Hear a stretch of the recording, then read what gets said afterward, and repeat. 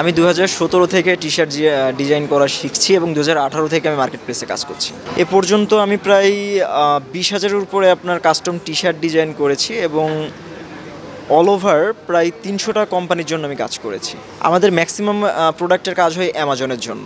Mainly আমার ইচ্ছে ছিল যে লাইফে এমন কিছু একটা করব যেটা আসলে আমাদের এই সেক্টরের মানুষগুলো খুব একটা করতে চায় না বা করার দিক থেকে অনীহা দেখায়।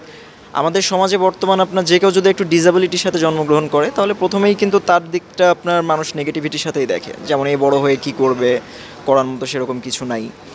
সো আমার ব্যাপারটা ছিল জাস্ট আমার ফ্যামিলি আমাকে নিয়ে স্বপ্ন দেখতো যে আমি একটা ছোটোখাটো দোকান দিব, জাস্ট দোকান দিয়ে আমার ফ্যামিলিটা লিড করব। তো আমার ইচ্ছাটা ছিল যে আমার কিছু একটা করতে হবে যেটা একটু আলাদা, সবার থেকে আলাদা।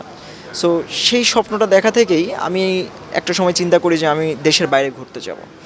সো দেশের বাইরে ঘুরতে যাব, টাকা নাই, তারপরে দেশের বাইরে ঘুরতে যাব আমার ভিসার ব্যাপারে সমস্যা আছে।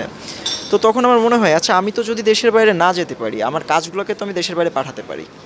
জাস্ট এটা থেকেই আপনার টি-শার্ট ডিজাইনটাকে চুজ করে নেওয়া, আর এটা থেকেই আপনার কাজের প্রতি আগ্রহটা চলে আসা। আমি জাস্ট পোড়াদহ মাধ্যমিক বিদ্যালয় থেকে এসএসসি কমপ্লিট করেছি। আমি এইচএসসিতে ভর্তি হয়েছিলাম, কিন্তু আমি এটা কন্টিনিউ করতে পারি নাই, কারণ আপনি তো জানেন যে কলেজে আপনার বিভিন্ন ক্লাসটা অ্যাকচুয়ালি বিভিন্ন ফ্লোরে হয়ে থাকে। লাইক বাংলা আপনার হতে পারে ফার্স্ট ফ্লোরে, ইংলিশটা হচ্ছে আপনার সেকেন্ড ফ্লোরে, অর্থনীতিটা বা ইকোনমিক্সটা হচ্ছে থার্ড ফ্লোরে।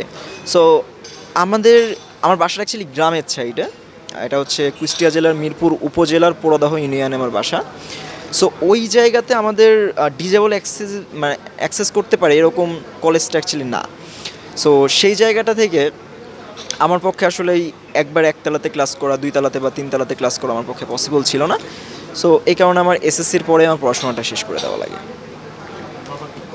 আমার আব্বু একটি এমপিওভুক্ত কলেজের প্রিন্সিপাল ছিলেন। আমার আব্বু 2020 সালে করোনাতে আক্রান্ত হয়ে মারা যায়। আমার ফ্যামিলিতে আমার বড় ভাই আছে, সে ঢাকাতেই থাকে, আমার ওয়াইফ আছে, আমার মেয়ে আছে এবং আমার আম্মু আছে।